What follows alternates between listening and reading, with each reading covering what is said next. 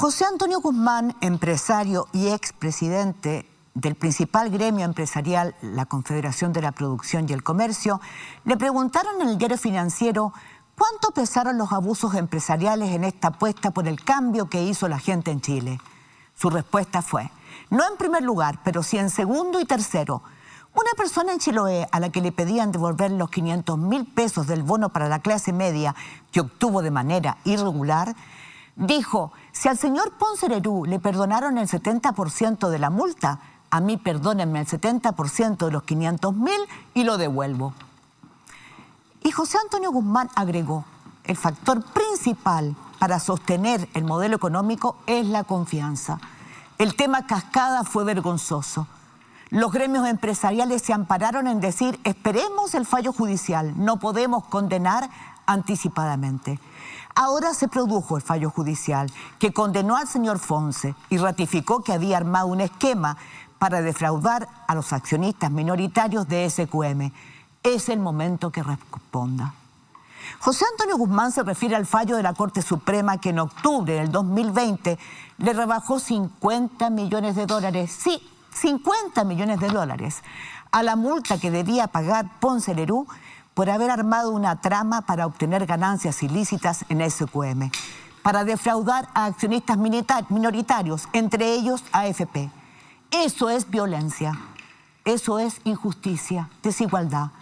Lo entiende el empresario José Antonio Guzmán y el ciudadano de Chiloé que pide que a él también le perdonen el 70% del bono de 500.000 pesos, mal habidos. Es tan violento como saber hoy que la Fiscalía cerró sin formalizados el 46% de las causas por graves violaciones a los derechos humanos que principalmente Carabineros cometieron, fíjese bien, contra 8.630 personas entre octubre de 2019 y marzo de 2020.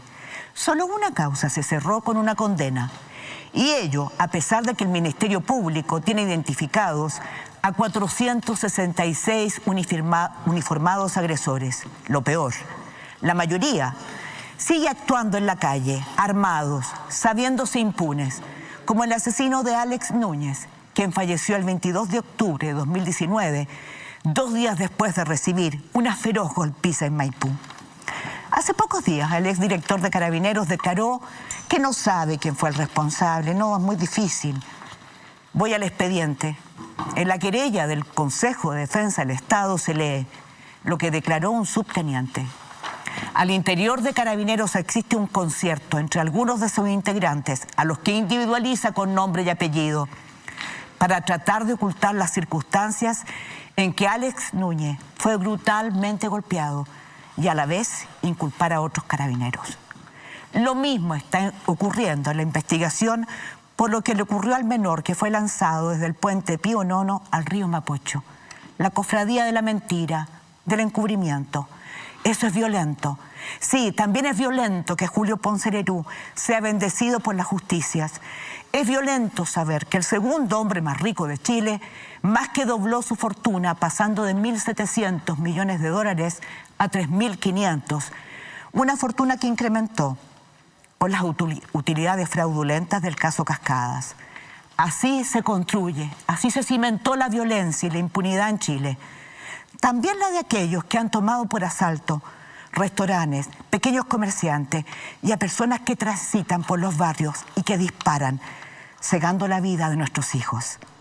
Óscar Contardo nos dijo en su columna hoy que el pedestal vacío del general Baquedano puede ser como el final de una etapa en donde todas las fracturas de nuestra democracia quedaron expuestas.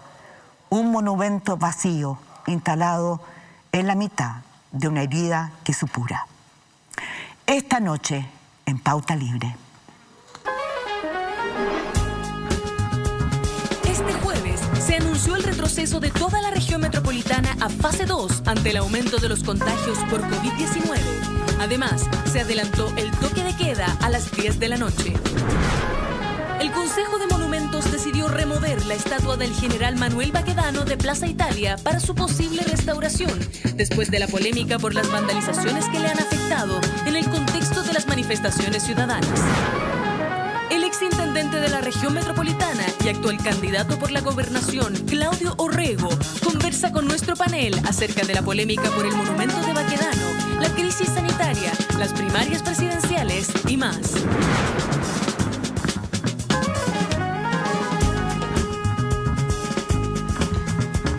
Muy buenas noches por dejarnos entrar a su casa. Y no se equivocó, es Pauta Libre. Lo que pasa es que estoy en este sillón porque nuestro José Antonio está de vacaciones y también está de cumpleaños. Exactamente. Así que desde aquí, nosotras cuatro le mandamos un abrazo, nuestro cariño a José Antonio, que nos soporta cada domingo y que merece estas vacaciones. Te queremos mucho, José Antonio.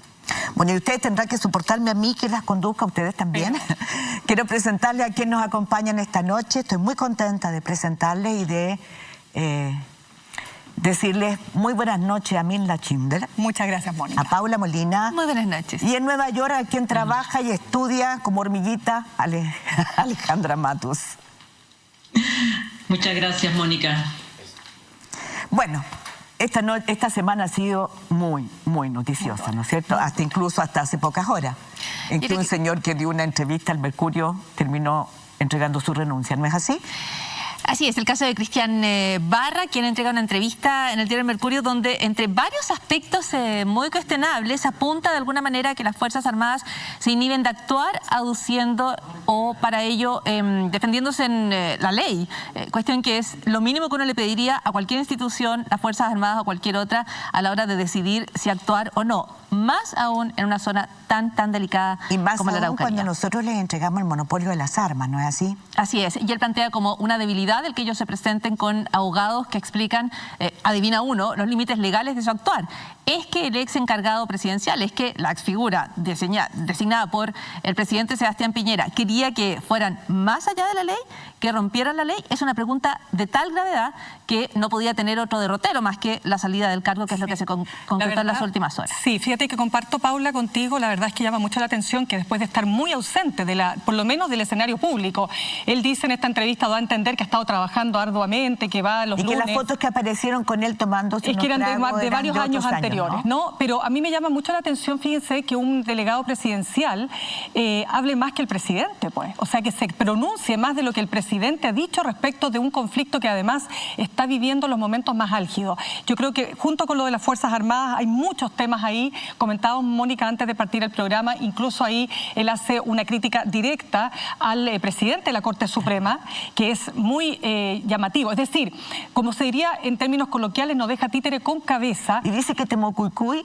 es bueno, un campo de marihuana. Entre otras cosas. Entonces, la verdad es que después de esa entrevista, yo diría con la temeridad, ¿no? Con que él, lamentablemente por él, digamos, no emite sus declaraciones, no había otra salida que la remoción. Alejandra, ¿tú agregarías algo al caso del señor Barra, que se nos fue este día? Bueno, debut y despedida, pero lo que de alguna manera, para ver el vaso medio lleno, es muy alentador saber que nuestras Fuerzas Armadas se han opuesto a estos intentos beligerantes de la autoridad civil. Por lo menos reconforta saber que están atentos a cumplir con el rol que les encomienda la ley y a no salirse de ese contexto. Sí, claro. Yo también comparto absolutamente contigo, Alejandra, que sea así, ¿no? Que... Sí, es casi una señal de esperanza en medio de precisamente lo que tú apuntabas en tu editorial, lo que estamos viendo en términos de corrupción, lo que estamos viendo en términos de cómo no se logra llegar a la verdad y no a la justicia en casos de violaciones a los derechos humanos. Yo quería... Espérate, quiero que vayamos primero a hacer un recuento de la semana y volvemos con nosotras a nuestro Pauta Libre de esta noche.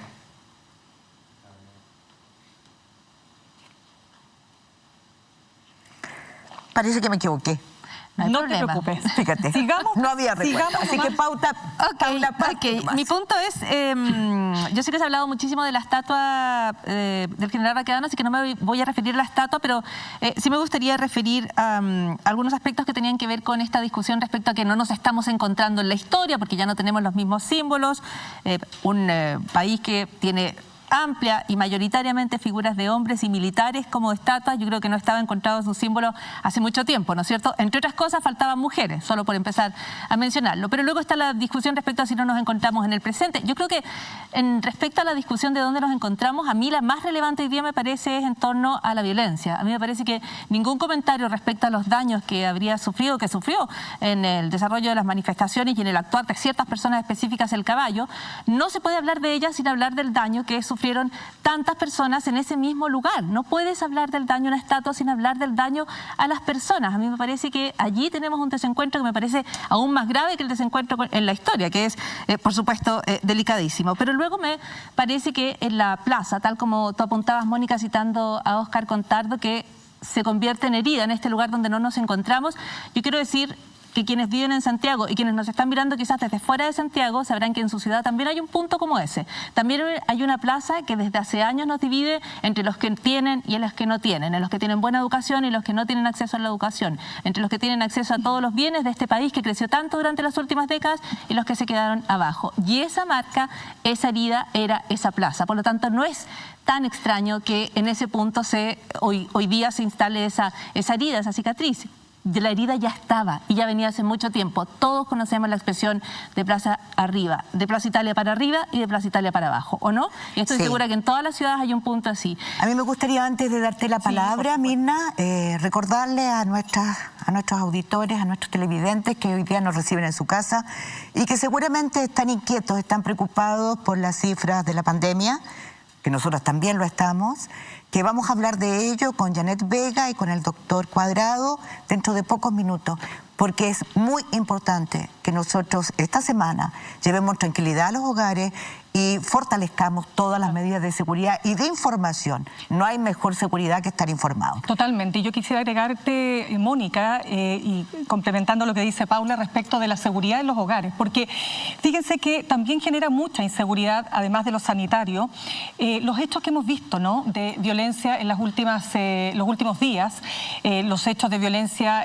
callejera, ¿no?, cuando tú tienes un chofer que totalmente descontrolado atropella a otro y le significa la muerte. O sea, aquí murió un chofer porque se bajó de su auto con un martillo, también en una situación de furia, ¿no? Pero el chofer que lo atropella y que le termina quitando la vida producto de este atropello, está aún más ofuscado. Y yo quiero sumarlo a otros hechos, ¿no?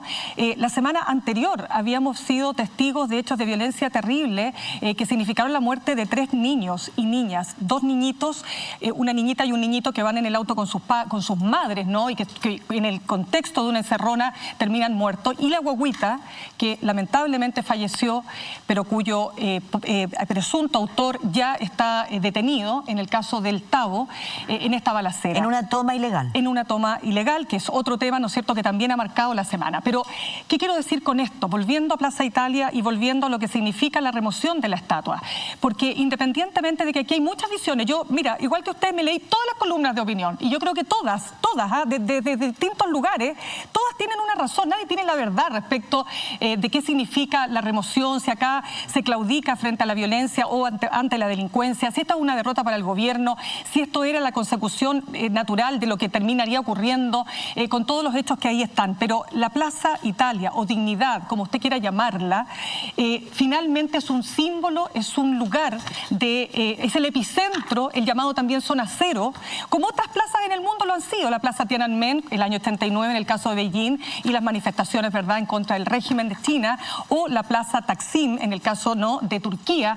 Es decir, la Plaza Italia y lo que ha pasado en esa plaza con este monumento no es cualquier remoción de cualquier estatua, porque estamos hablando de un centro neurálgico que ha concentrado manifestaciones pacíficas, también violentas, la manifestación más importante después del retorno a la dictadura, como es la manifestación del 25 de noviembre. Del retorno de la dictadura, perdón, ¿no? Del retorno a la democracia, exactamente.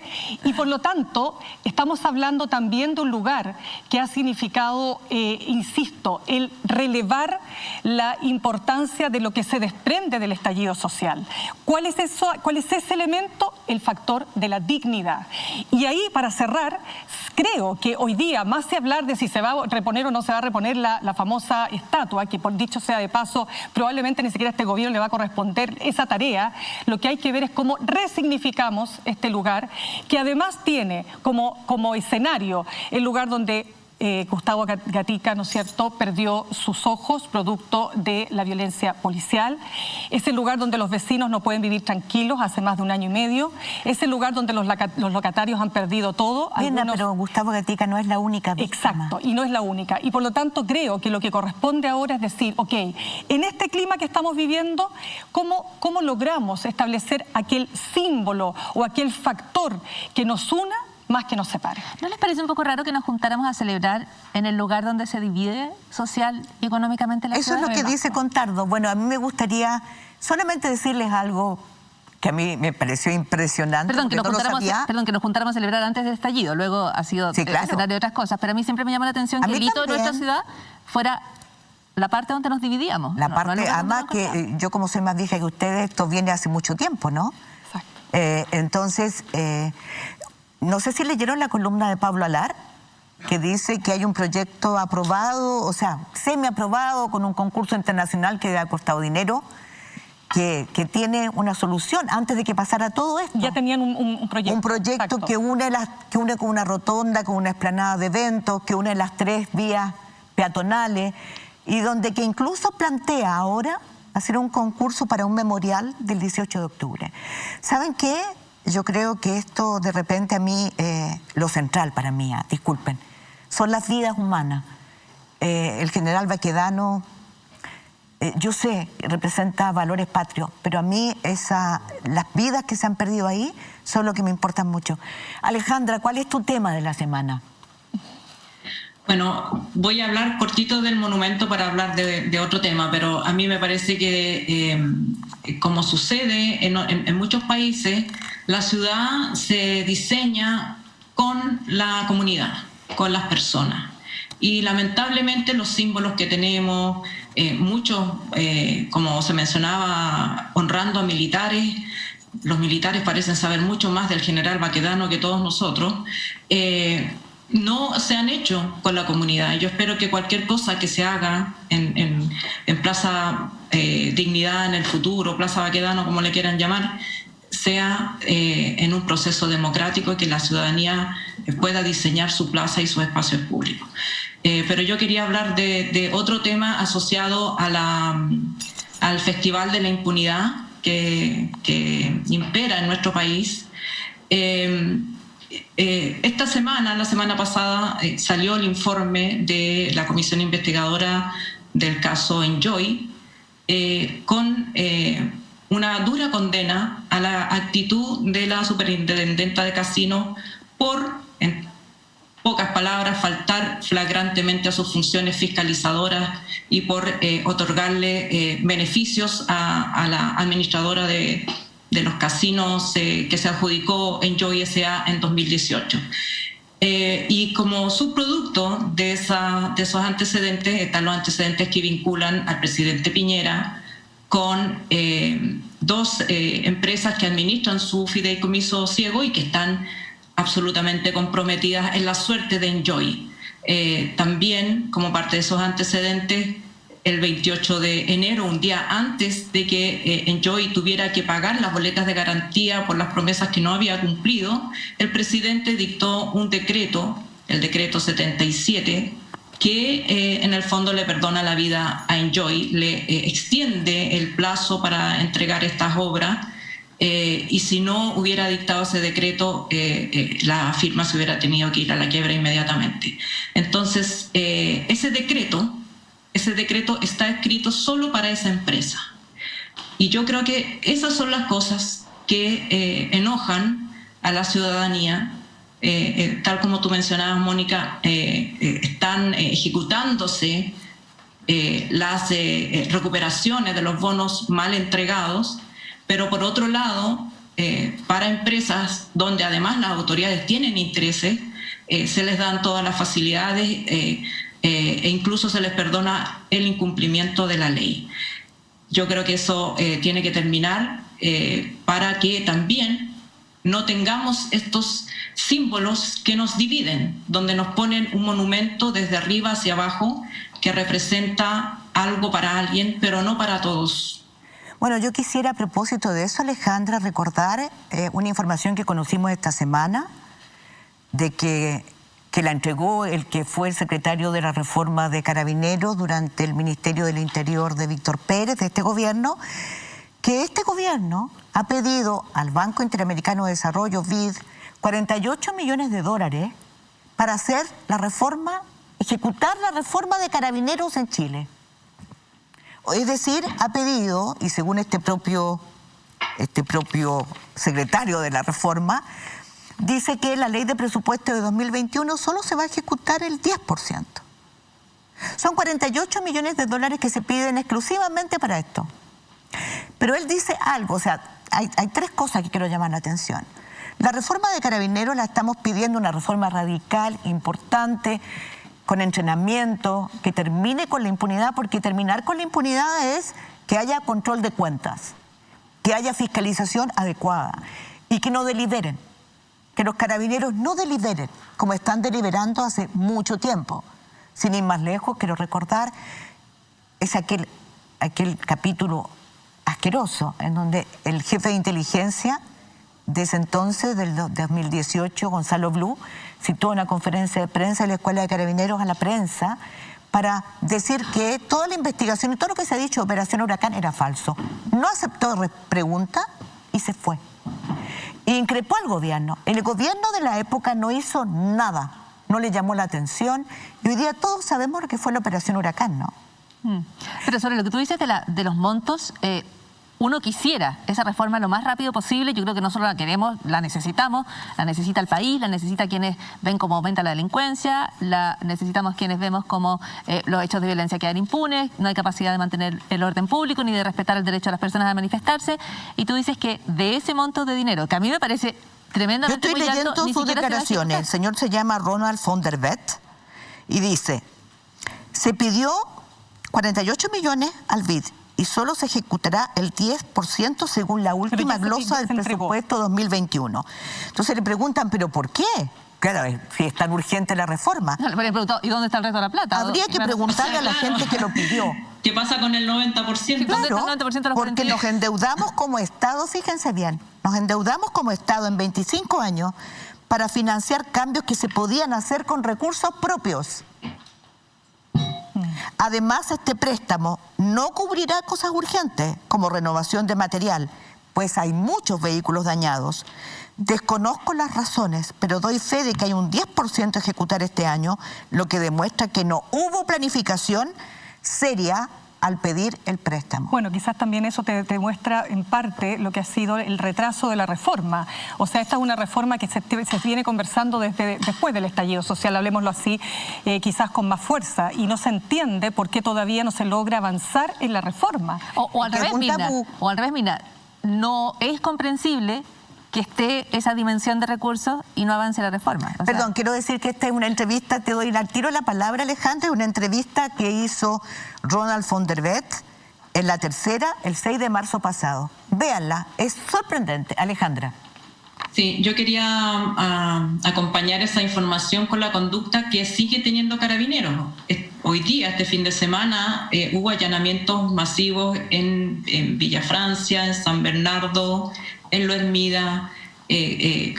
Nadie se hace responsable. ¿Quién toma esas decisiones? ¿Quién lo ordena? ¿Por qué lo ordena? Supuestamente son medidas destinadas a controlar la conducta sanitaria, pero es poco claro, dado el contingente policial que llegó a una escuelita en Villa Francia. Se llevaron a 26 jóvenes detenidos y yo creo que la policía, bueno, hemos recibido aquí en este mismo programa los testimonios de Miguel Ángel Toledo, de Gerhard Schran, muy raro el apellido, seis carabineros que nos han contado de las cosas que ocurren al interior.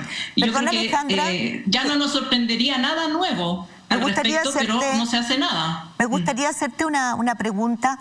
Me da la impresión que en Estados Unidos iniciaron esa reforma profunda a la Carabineros después de la muerte de George Floyd y después de que se iniciara el proceso por la muerte de George Floyd a manos de un agente policial que lo mantuvo bajo su rodilla 9 minutos hasta que lo ahogó, ¿no? Lo asfixió. Claro, si comparamos ese caso con lo que ha ocurrido con los derechos humanos en Chile, se constituyó recién el jurado este viernes y está muy atenta a la ciudadanía al inicio del juicio contra los policías. Hay un juicio separado por cada policía que está involucrado ahí y los delitos son muy graves los que se le acusan. Pero además la autoridad política tomó la decisión de refundar la policía de Minneapolis y también se le pagó a la familia una indemnización por el daño moral de $25 millones. Es el acuerdo más oneroso, ¿no es cierto? Más alto. Sí, exacto. Bueno, y la familia lo ha tomado como una demostración de que la vida de los afroamericanos, en inglés la palabra es muy fea en español, pero de los afroamericanos vale. Entonces, claro, en este país también la justicia civil es tan importante como la justicia penal. ¿Cuánto vale una vida arrebatada injustamente por el Estado? Y la Cámara de Representantes de Estados Unidos aprobó la reforma. Esa reforma, a mí me encantaría que nosotros en algún minuto tuviéramos a la vista lo que significa esa reforma, porque tiene exactamente que ver con lo que nos ha pasado a nosotros. Voy a ponerlo desde el 18 de octubre, aunque nos está pasando desde antes, como bien lo sabemos, ¿no? Pero esa reforma, cuando yo la vi, me emocioné, porque sentí que la Cámara de Representantes, el Congreso de Estados Unidos, está hincándole el diente a un problema de legitimidad urgente, porque su democracia está en peligro. Pero te digo algo, Mónica. Claro, pero lo bueno es que hay policías por estado. Entonces claro, no es cada comunidad, cada estado, en el fondo, bueno, por población, cada estado puede ser un país entero, pero cada estado resuelve sobre sus policías, y en todos los estados se ha generado un movimiento que se llama desfinanciar a la policía. Y el movimiento es desfinanciar a la policía de instrumentos de represión, en el fondo, y usarlos para beneficio social, para, por ejemplo, rehabilitación de drogas, para apoyo a las familias vulnerables, porque se entiende que ahí está una manera también de evitar la comisión de delitos. Bien, ¿no querías agregar algo? Sí, solo decir que esta es una reforma que no solo la sociedad espera, ¿no? Más allá de todas las consideraciones políticas, de carácter administrativo, si ustedes quieren, ¿no?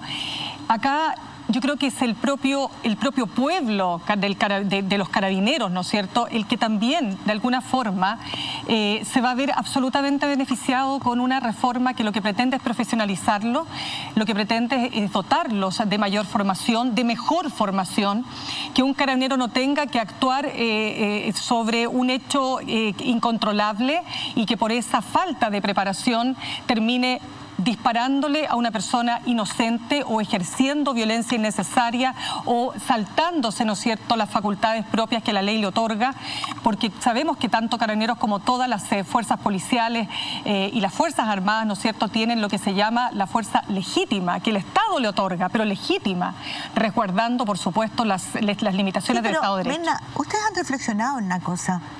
Nosotros estamos aumentando los homicidios, es algo que estábamos hablando antes.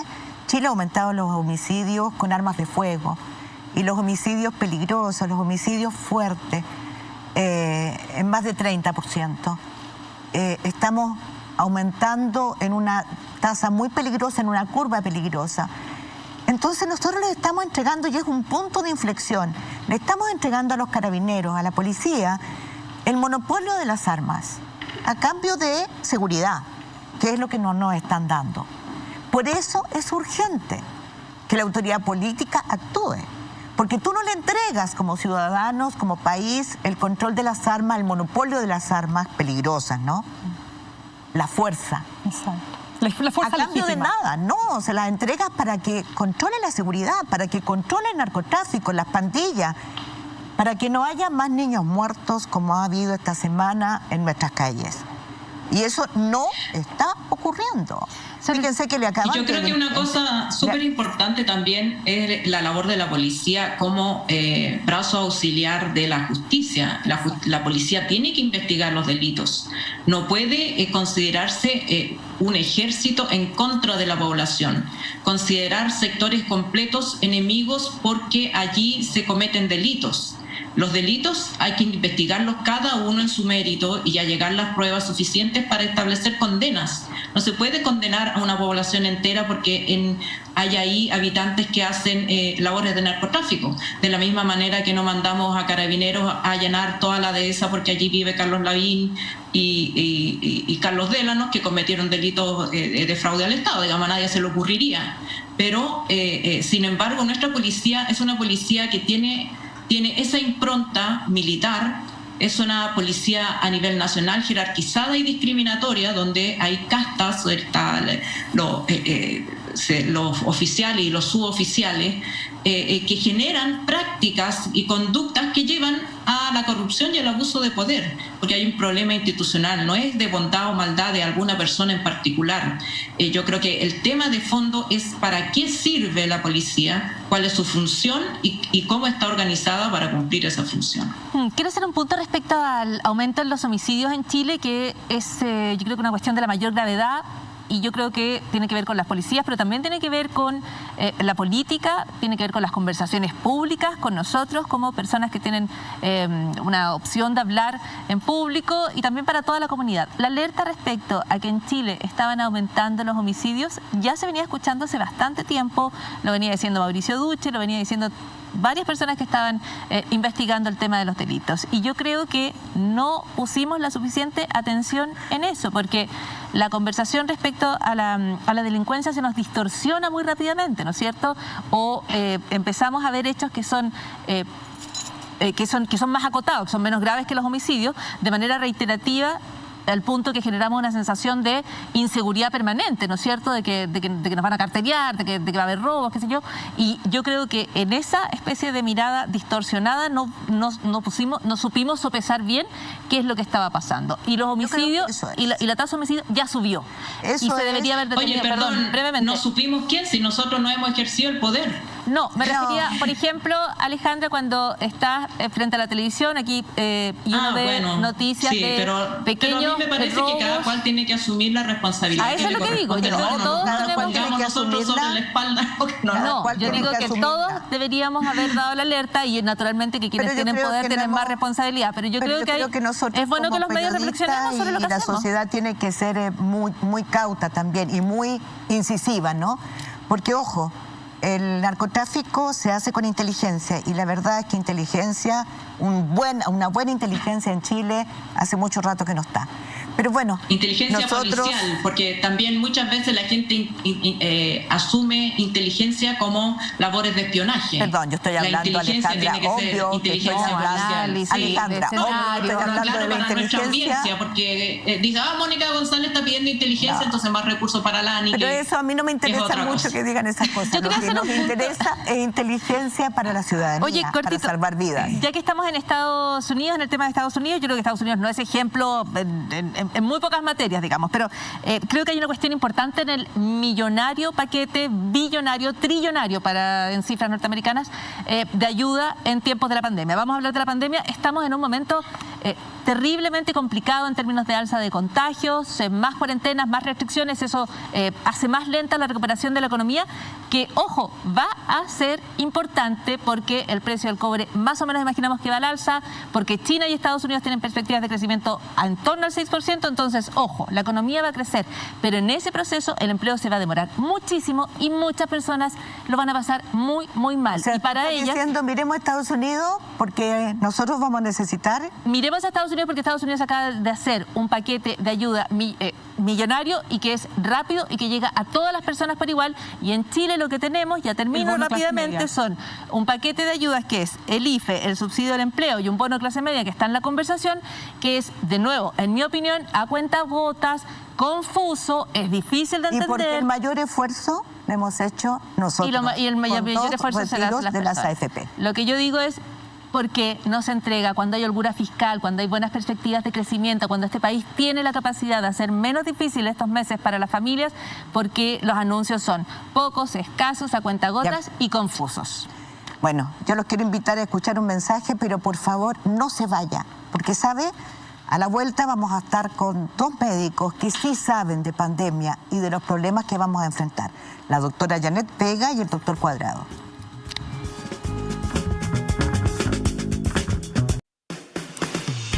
Quiero invitarte a que te incorpores a las nuevas formas de aprender a distancia y presencial.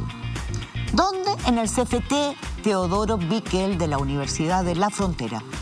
Estudia una de las 12 carreras técnicas de nivel superior en la sede de Temuco y Angol. Y ahora la carrera 100% online de técnico de nivel superior en gestión municipal, desde su campus virtual. Conoce los diplomados internacionales con más de 20 programas flexibles 100% online. Infórmate ahora en www.twk.cl y accede sin prueba de transición universitaria a las carreras técnicas y diplomados flexibles. CFT Teodoro Bickel de la Universidad de La Frontera te invita a aportar en el desarrollo local, nacional e internacional.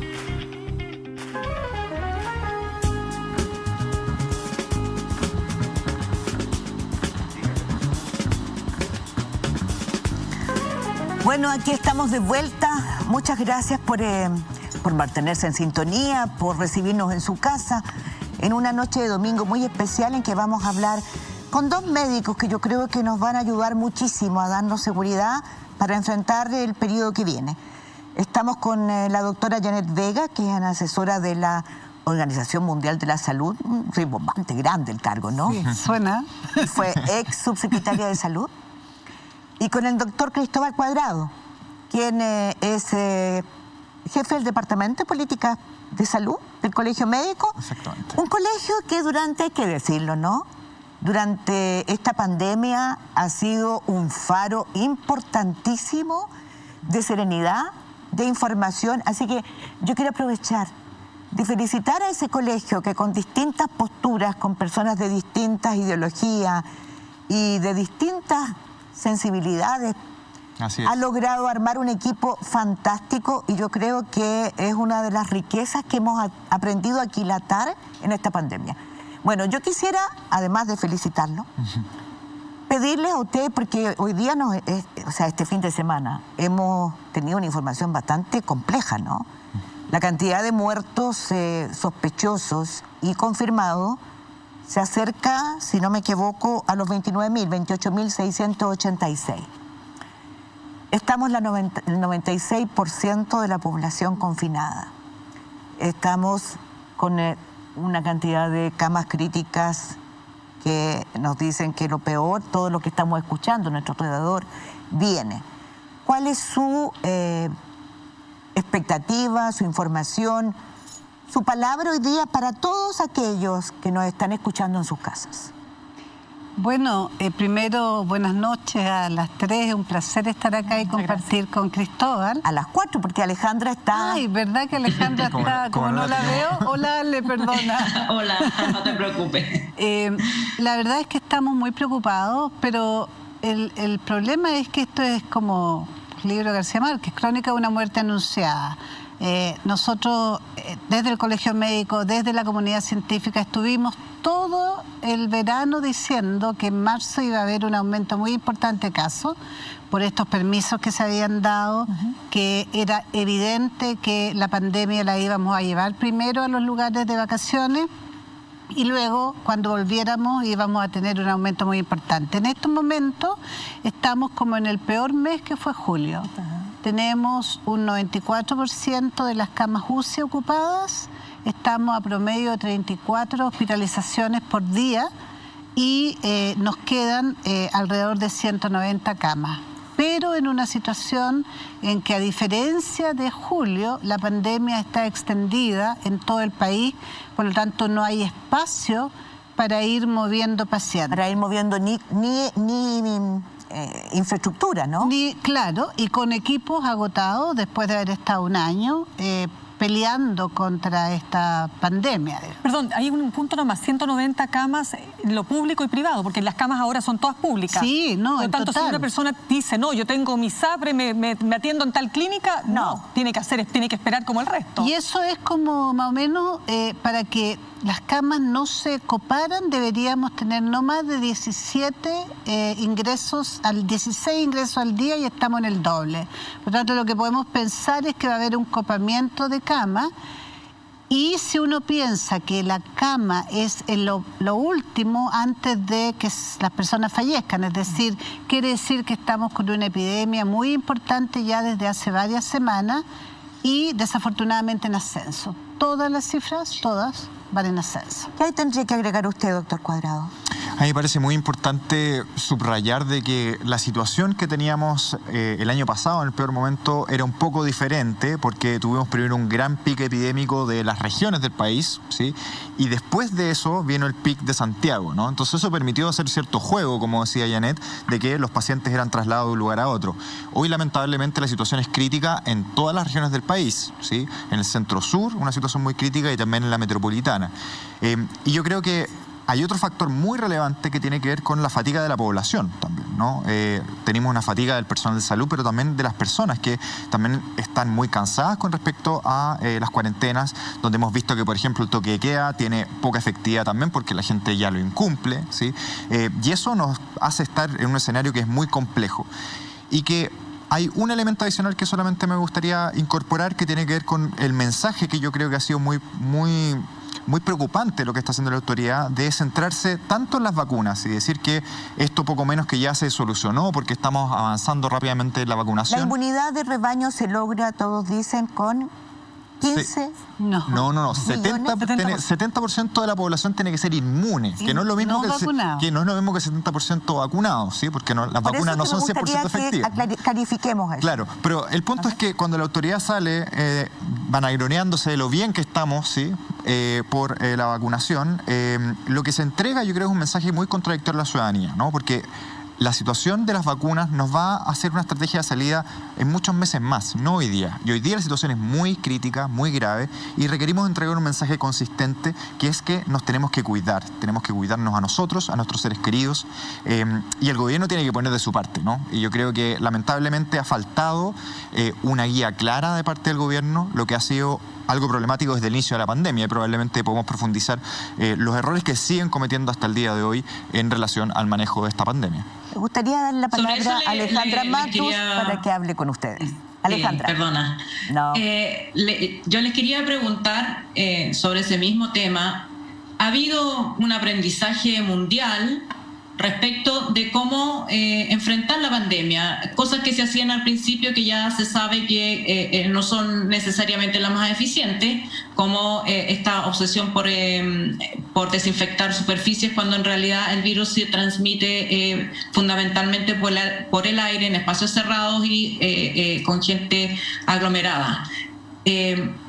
¿Cuál es el punto? Es que el gobierno ha tomado medidas recientes que parecen no hacerse cargo de lo que se ha aprendido desde la comunidad científica, y toma medidas que a la población le pueden sonar contradictorias, como esta idea de los confinamientos de fin de semana, pero se puede ir a trabajar en la semana, o decretar cuarentena en Valparaíso, pero no en Viña del Mar, donde está el casino. ¿Cómo debiera ser una política de riesgo, de comunicación de riesgo eficiente? ¿Qué es lo que se debiera comunicar y cómo se debiera trabajar? Porque también sucede que un gobierno, todos sabemos que está con muy baja aprobación, tampoco hace ningún esfuerzo por trabajar las políticas de prevención con la comunidad en sí misma. El toque de queda no queda claro si es una medida sanitaria o una medida de control social. ¿Cuál debiera ser una política de comunicación de riesgo efectiva para enfrentar la pandemia? Doctora Vega. Sí, bueno, tal vez yo voy a poner un ejemplo. El ejemplo de política efectiva de comunicación de riesgo es Angela Merkel. Si ustedes se fijan, ella va siempre adelante de la pandemia. se para frente a sus ciudadanos con toda tranquilidad e indica lo que viene. No en ningún momento ha salido a decir que bien que lo está haciendo Alemania, ni que somos los winners, y menos todavía retando a la gente. En todo momento es una comunicación respetuosa, positiva, pero con claridad de los riesgos y dando confianza que de esto vamos a salir todos. Eso acá, en términos de política, de comunicación de riesgo, la verdad es que las cosas han sido más o menos nomás. Hay harto espacio de mejoría. ¿Por qué? Porque hasta hoy día, por ejemplo, ayer salió una carta de los obispos diciendo que querían que abrieran las iglesias para poder ir a la iglesia. Hoy día eso se hizo, en un momento en el cual no hay espacio, en un momento en el cual todas las personas que están yendo a la iglesia se están poniendo en riesgo. Entonces, de hecho, el caso 1 en Corea del Sur es precisamente los mayores contagios se produjeron en los ritos religiosos. Así una actividad de altísimo riesgo. Es de altísimo riesgo. El año pasado, y me acuerdo de la iglesia evangélica, los ritos de los evangélicos. Es de altísimo riesgo. Entonces, uno ve, por ejemplo, el momento en que estábamos diciendo que había mascarilla, el presidente se paseaba en la playa sin mascarilla. Y uno ve que le dijimos todo, si van a dar los permisos de vacaciones, tienen que dar permiso de una manera inteligente, hay que ir dando los permisos con las personas que tomen hora para ir de vacaciones, de modo de mantener los aforos. Pero lo importante es saber qué hacemos para adelante, yo creo, ¿no? Bueno, para adelante ¿Cómo debiera hacerse? Hay dos estrategias. Hay una estrategia que tiene que ver con prevenir la muerte y la enfermedad grave. Y esa estrategia se llama vacunación. Partiendo por los más vulnerables, con la vacunación no vamos a tener inmunidad de rebaño ni este año ni probablemente el próximo, por razones que podemos explicar, pero sí van a disminuir las muertes y van a disminuir las enfermedades graves en personas mayores. Estrategia 1. Estrategia 2, estrategia poblacional para cortar la transmisión. Lo único que corta la transmisión es que las personas estén a una distancia que no se transmitan el virus. Y para eso, entonces, todas las medidas que tienen que ver con cuarentena, con ingreso al trabajo de manera escalonada, con evitar los lugares como los bares, los gimnasios, etcétera, para las aglomeraciones, son útiles. Y lo otro, por cierto, que es el otro ámbito en el cual tampoco hemos tenido muy buen rendimiento, es que es importantísimo testear, trazar y aislar, y a lo cual se agrega ahora un control de fronteras efectivo en que cuando llegue alguien se cuarentene de manera vigilada, sobre todo las personas que vienen de Brasil. En Chile, perdón, a propósito de Brasil, en Chile se están investigando las cepas, las variantes que se han detectado en otros países que se contagian más rápido, que son nuevas variantes del COVID. No hay vigilancia genómica propiamente tal. Lo que hay es que se toman muestras a algunos viajeros que llegan y se mandan al Instituto de Salud Pública. El Instituto de Salud Pública ha testeado bastante, pero falta muchísimo, porque no es lo mismo testear a los que llegan de viajeros que ver si está en la comunidad. Evidente. Y para ver si está en la comunidad uno tiene que tener un muestreo que sea al azar. ¿Qué es lo que hay que muestrear? Si hay casos de enfermedad respiratoria aguda grave, si hay casos de reinfecciones, si hay casos raros de un clúster de enfermedad de mucha gente grave. Y hay test, y esto también es importante decirlo, ya hay test comerciales en que se puede testear las nuevas variantes. No es necesario hacer los 30.000 genes del genoma. Entonces, esa estrategia todavía no se ha implementado en el país. Sí, yo me quedé con una pregunta, quedo con una duda, Cristóbal, que me gustaría conversarlo acá también, porque la doctora Vega señala que los permisos de vacaciones fueron un factor clave. La pregunta es, ¿qué habrían hecho ustedes si ustedes fueran parte del Ministerio de Salud, con una población absolutamente agotada, con gente que ya en la fatiga pandémica, ¿no es cierto?, que tanto se ha hablado? La expresa en la ira en las calles. ¿Ustedes creen que habría sido razonable, posible, practicable, porque otra cosa es con guitarra, decirle a la gente, no, sabe que usted no va a salir de vacaciones? Hay muchas formas de poder hacer esto de una manera que sea razonable. En términos del permiso de las vacaciones, la clave era el poder planificar de manera adecuada, el que la cantidad de personas que estuvieran yendo a cada uno de los lugares fuera controlada. Y era una manera relativamente sencilla de hacerla, ¿no? Cuando uno iba a sacar el permiso, si es que el gobierno tenía una suerte de conteo de cuántas personas estaban pidiendo un permiso para el mismo sitio, ¿sí? Eso permitía poder controlar los aforos en los lugares de veraneo. Ya, pero vimos lo que pasó en Zapallar cuando las fiscalizadores trataron de fiscalizar a una mujer que estaba sin su mascarilla. Es decir, también aquí hay una respuesta a la población que se resiste, ¿no? Por supuesto. Lo planteo para dejarlo también en contexto. Por supuesto, y eso hay que tomarlo en consideración, pero eso no debería hacer perder de vista de que hay maneras que pueden equilibrar o buscar equilibrar la necesaria molestia que tiene la ciudadanía y fatiga que tiene en relación a la pandemia y que requerimos darle más permisos. O sea, no pasaba por no dar el permiso. Pero los permisos tienen que darse de una manera razonable. Ahora está pasando algo también muy similar con respecto a las actividades al aire libre, ¿sí? Las actividades al aire libre, por ejemplo, que alguien vaya a la plaza o a un parque, es una actividad de muy bajo riesgo y que es muy importante para la salud mental de las personas. Y sea la paradoja que no se da. No obstante, no tenemos permiso de eso y los fines de semana todo el mundo tiene que estar encerrado. ¿Y ustedes no lo han dicho? Sí, claro que lo hemos dicho. Sí, porque también hay una paradoja. Doctora Vega, le quiero hacer la siguiente pregunta antes que se me vaya mi turno. A ver, el gobierno ha dicho, y lo ha reiterado el ministro de París y el anterior, que durante la gestión de este gobierno nadie se murió por una falta de cama. Pero yo tengo acá un gráfico correspondiente a los días 7, que mide la situación de los días 7 y 17 de junio, que señalan que hubo 59 y 47 muertos por COVID en los servicios de urgencia, es decir, gente que no pudo ser atendida. Primero, lo dejo como constancia, ¿no?, para decir que sí se murió gente por falta de cama. ¿Podría reproducirse una situación así hoy? ¿Qué fechas das tú?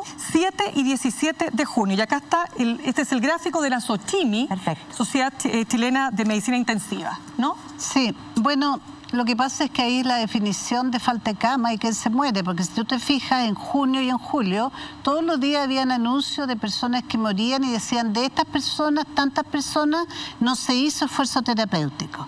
Pero ¿por qué no se hizo esfuerzo terapéutico? Nunca quedó claro. O sea, bajo esa sigla no se hizo esfuerzo terapéutico, no sabemos qué se esconde. Exacto, puede ser, por ejemplo, que si cosa que ocurría sobre cierta edad, no se intuba.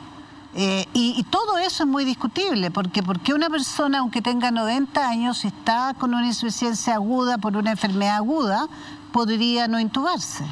Entonces, no sabemos realmente la respuesta. Pero no sabemos. O sea, a mí me podría repetir. Y algo bien tramposo la forma en que se dice. Claro, ¿podría repetirse un escenario así hoy día? Y mira, una cosa súper importante hay que tener claro, cuando hay un sistema de salud que está colapsado, la mortalidad de los pacientes se incrementa. No es lo mismo atenderte en una UCI estable, con personal descansado, donde hay especialistas en medicina intensiva, a estar atendido en una sala adaptada, en un servicio de urgencia, donde hay personal que además de atender a pacientes que habitualmente no atiende, tiene que estar dando atención a muchos pacientes por otras condiciones. Esa condición subóptima de atención genera un impacto en la mortalidad. Entonces, esta frase de nadie se muere por una falta de cama, yo creo que es un uso bien mañoso del lenguaje, ¿no? Con casi porque 29.000... sin duda que hay un impacto en la mortalidad de los pacientes porque hay un sistema de salud que está completamente colapsado y saturado debido a que no se han reducido los contagios. Con casi 29.000 víctimas en nuestro sistema en un estado crítico, ¿no? No podemos decir que está colapsado, pero está en un estado crítico. Está totalmente colapsado el sistema de salud. O sea, si se dan una vuelta por los... Perdón, totalmente. El pretender de que el sistema de salud está funcionando... Aquí lo digan, no quiero decirlo yo, no soy yo la indicada para decirlo. O sea, ustedes pueden consultar cualquier médico que trabaje en una de las grandes urgencias públicas de este país o en los grandes hospitales regionales de este país, todos dicen que la situación es gravísima, que están recibiendo pacientes gravísimos con insuficiencias respiratorias catastróficas, pacientes que tienen que estar intubados por muchas horas en las UCI. Esa es la situación que se vive hoy día, y la situación que se vivió en julio del año pasado fue aún más dramática que la que hoy día estamos viendo, ¿no? Entonces, yo creo que hay que ser muy claros con esto. la estrategia que tuvo el gobierno, que fue una estrategia de permitir que la gente se contagiara, porque no querían hacer medidas de reducción de la cadena de contagios. Eso tuvo consecuencias directas en un mayor estrés sobre el sistema de salud y eso tuvo consecuencias sobre muertes que eran evitables. Y eso es indudable. Paula. Parece de total gravedad lo que están recordándonos en torno a un sistema de salud colapsado. Esto no es algo que va a pasar, esto no es algo que a lo mejor ocurre en una semana, esto que ustedes están planteando hoy, ahora. Quería preguntar qué le dirían ustedes a las personas que están vacunadas o a familias que ven con cierta alegría o esperanza que se pudo vacunar la mamá, que vacunaron al papá, que ya tiene una primera dosis. Esta semana fallece el actor Tomás Vidiela y además de, por supuesto, rendir un pequeño homenaje a una carrera tan larga, tan destacada, él tenía, entiendo, una dosis. Yo creo que serviría mucho que ustedes nos aclararan a todos si las personas están inmunes con una dosis, si van a tener certeza de que no van a desarrollar una enfermedad más grave o eventualmente la pueden desarrollar más grave. ¿Qué consejos, qué palabras podrían ustedes decir a esa familia? Bueno, primero tranquilidad. Lo que ocurrió, por alguna razón hay 2 dosis. Entonces la vacuna, la persona está inmunizada cuando tiene la segunda dosis alrededor de 14 días después, porque los anticuerpos no se generan en un minuto.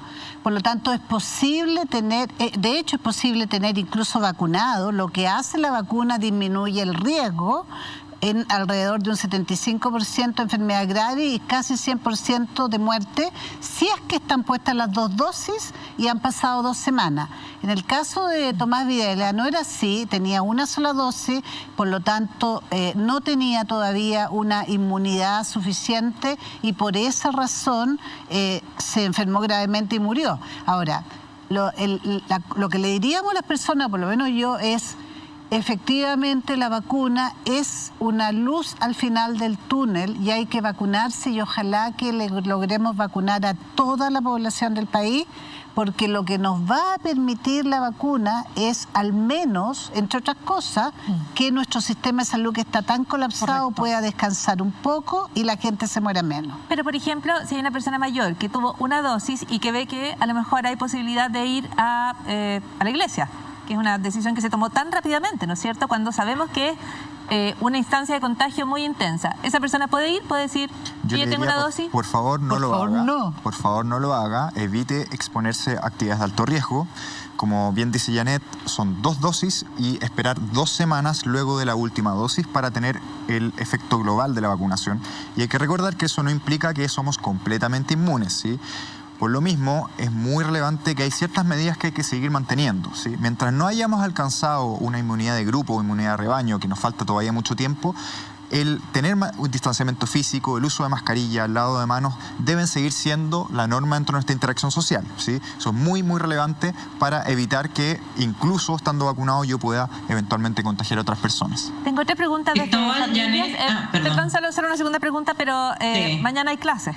Mañana hay clases para algunos niños y niñas que han sido llevados a clases presenciales o tienen o se abre esa opción de una clase presencial. En la situación que ustedes están describiendo, con las urgencias colapsadas, con los contagios al alza, con una situación dramática en términos de pandemia, como a mí me está quedando claro de esta conversación, ¿qué harían mañana? ¿Se puede llevar a los niños al colegio? Niños que no tienen vacuna, niñas que no tienen vacuna, ¿no van a tener? Bueno, la recomendación del Colegio Médico, y tal vez Cristóbal, tú lo podrías decir, es súper clara al respecto, ¿no? Sí, nosotros hemos dicho que el momento razonable para reiniciar la vuelta a clases debería ser la fase 3, ¿sí? Que es un momento epidemiológico en el cual los casos están mucho más bajos que ahora. En los lugares en fase 2 nos parece que además de toda la presión que se está poniendo en el sistema de salud, el que los colegios vuelvan a clases va a generar un mayor impacto en el número de contagios. Y hay que tener muy claro, no es que los niños vayan a tener enfermedades graves, ¿sí? Sabemos que el riesgo para los niños en general, hay excepciones, es muy pequeño, ¿sí? Pero el abrir los colegios implica muchas interacciones sociales, implica movilidad de los padres también, ¿sí? Y todo eso genera un incremento en la probabilidad de los contagios. Por lo tanto, y esto lo hemos dicho, a todos los actores, incluso al gobierno, nosotros creemos que debe reconsiderarse la vuelta a clases y planificarla de una manera segura para las comunidades educativas, pero también para toda la sociedad, pensando en la fase 3. Muy cortito, fue un día como hoy. Cristóbal, sí, yo quería preguntar, el ministro Mañalich salió el año pasado en medio de la polémica por el subreporte de fallecidos por COVID. Esta semana se reinauguró la polémica porque el gobierno insiste en solo reconocer a los fallecidos con PCR positivo, que son los que anuncia diariamente el ministro París, y aunque el DEIS informa de un número distinto, con más de 6.000 casos de diferencia, ese número no forma parte de las estadísticas oficiales de Chile. Uno ve todos los informes internacionales, el número que se usa es el número que entrega el ministro París. ¿Qué les parece a ustedes esa insistencia en reducir el impacto de la pandemia, aunque 22.000 o 29.000, en mi opinión, son igual de graves? Gravísimo, gravísimo. Y yo creo que lamentablemente el gobierno insiste una y otra vez en transformar la pandemia en una estrategia de marketing político, ¿no? Y lo que se trata de utilizar cifras para decir, bueno, lo hacemos muy bien, de aquí las cosas no son tan graves, ¿sí? De maquillar la situación realmente de lo que está ocurriendo en el país. Perdón, disculpe, doctor. ¿No hay ninguna posibilidad que ustedes tengan pronto con esta pregunta de Alejandra, porque es una pregunta muy importante? No se trata de contar muertos.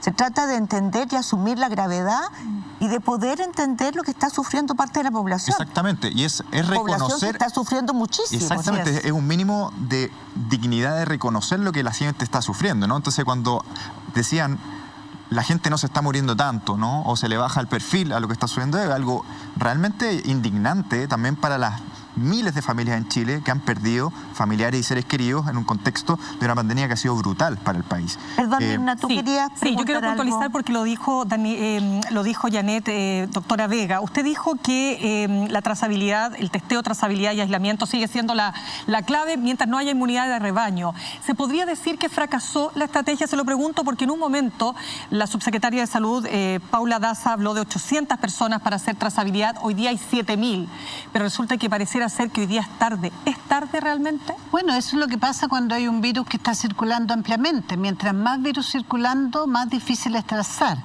Y por lo tanto es como un círculo vicioso, porque mientras menos se traza, más virus circula. Entonces, efectivamente, los esfuerzos de trazabilidad son mucho mayores ahora que lo que podrían haber sido cuando recién se estaba iniciando la pandemia. Sin embargo, hay que trazar y hay que aislar, porque efectivamente eso permite bajar la infección por el... Eso no la daría por fracasada la estrategia. Y es la única forma de salida. Es la única forma de salida. Es que yo creo que nunca ha estado muy gloriosa. Entonces, no sé si... realmente ha sido un punto bajo, digamos. Por ejemplo, el otro día escuché a la subsecretaria que decía que tenía más del 70% de los casos venían de trazabilidad. Eso no es así, es alrededor de un poco más del 40% de los casos que se logran trazar. Cuando uno tiene un caso, logra trazar contacto, el 40% de eso se transforman en casos. Lo que ocurre es que agregaron una estrategia que es otra, que es que tú, de este caso, en el cual trazas para adelante, vas hacia atrás a ver con quién se infectó. Y cuando sumas todo esto, te da 70%, pero da lo mismo. Porque ya pasó, claro, ya pasó. Ninguna utilidad eso. No tiene ninguna utilidad. Perdón, Paula. Esta semana se van a discutir y ya están en la conversación las ayudas económicas para las familias. Y volvemos de alguna manera al inicio de la pandemia, cuando se entregaron ayudas que fueron escasas o pequeñas o a cuentagotas o insuficientes, en la lógica de que no se sabía cuánto iba a durar y por lo tanto había que guardar municiones. Creo que esa era la expresión que ocupaba el gobierno. Estamos de nuevo de vuelta en esta discusión.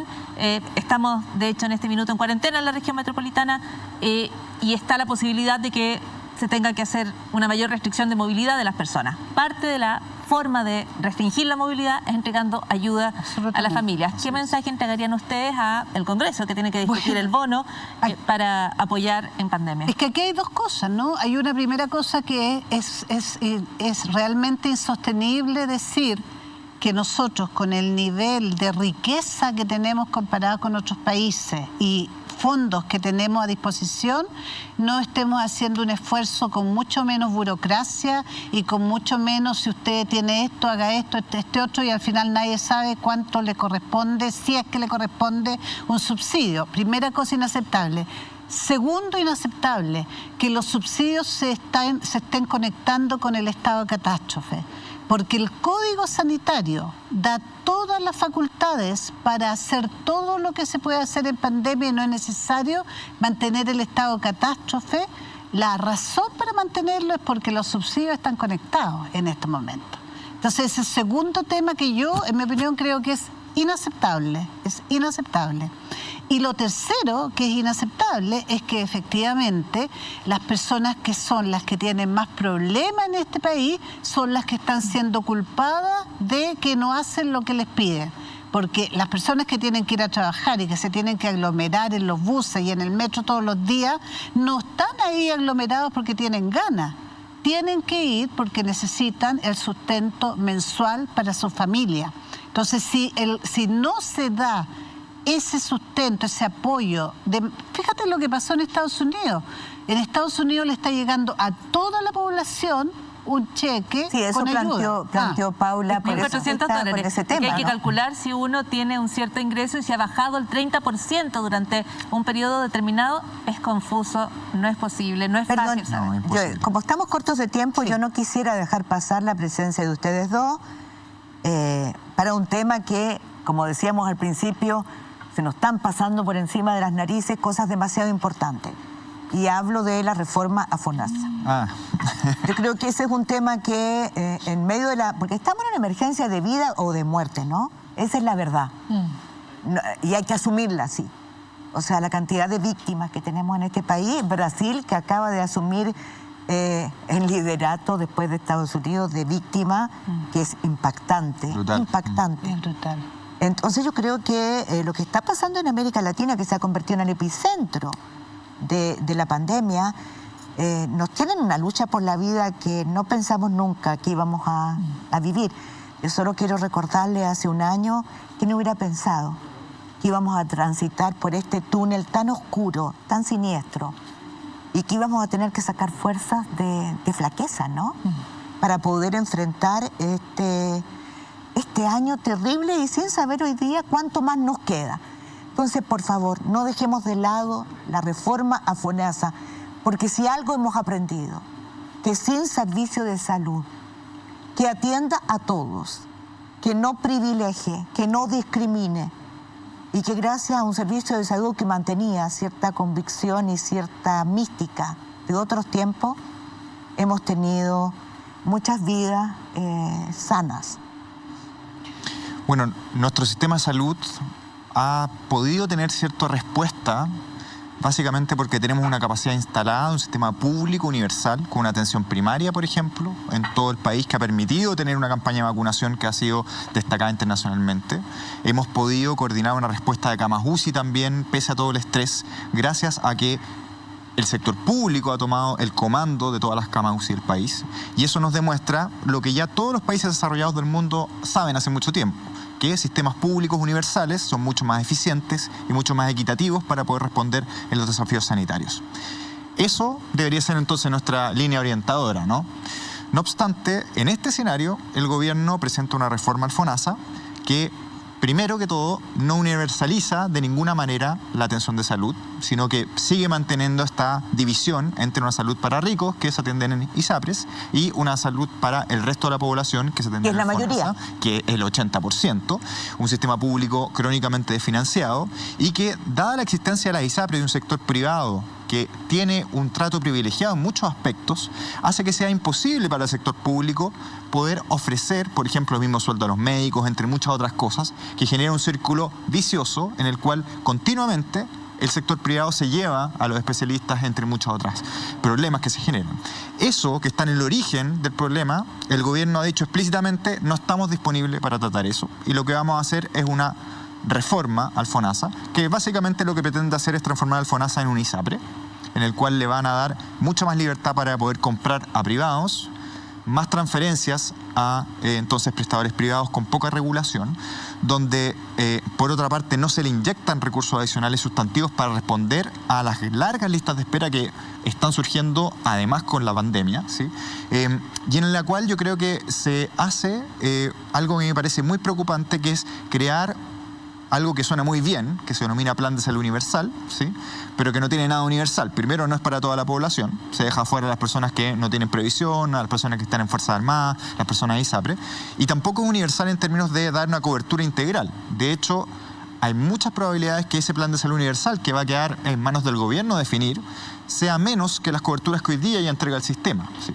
Entonces hay muchos aspectos que son muy preocupantes, y esto se da justo en el momento en que uno esperaría que como país discutamos cuál es el sistema de salud que queremos para el futuro, ¿sí? Tenemos una discusión constituyente.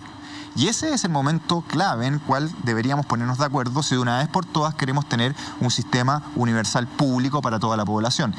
Y pareciera ser que esto es como una lógica de una ley de amarre, ¿no? Que el gobierno, antes de que ocurra la discusión constituyente, trata de pasar una legislación rápidamente que consolida un sistema que yo creo que no le hace bien a Chile. ¿Qué va a hacer el Colegio Médico? Porque en esta unidad de criterio de entender que para que salvar vidas es clave tener un sistema de salud sólido, ¿qué va a hacer el Colegio Médico? A nosotros nos parece que esta propuesta de reforma de ley no es la que necesita Chile. Nosotros llamamos a los parlamentarios y a los senadores a rechazar este proyecto de ley y creemos que lo que Chile necesita es una propuesta que lleva harto tiempo el Colegio Médico planteando, que es un seguro nacional de salud en la cual el 100% de la población tenga cobertura pública universal, donde fortalezcamos nuestro sector público y donde avancemos entonces en un sistema donde nos podamos reunir todos, ¿sí?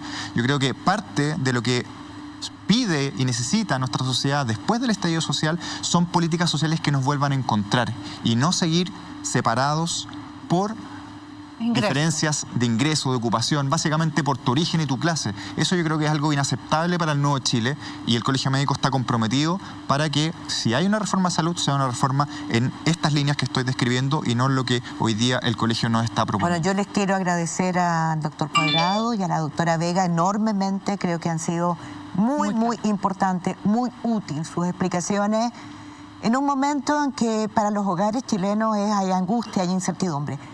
Quiero decirles que cada uno tiene un regalo de Marley Coffee. ¡Qué rico! Muchas gracias. Para que se lo lleven a sus casas. Muchas gracias. Y usted, por favor, no se vaya. No, le prometo que lo que viene le va a interesar. Hasta más ratito.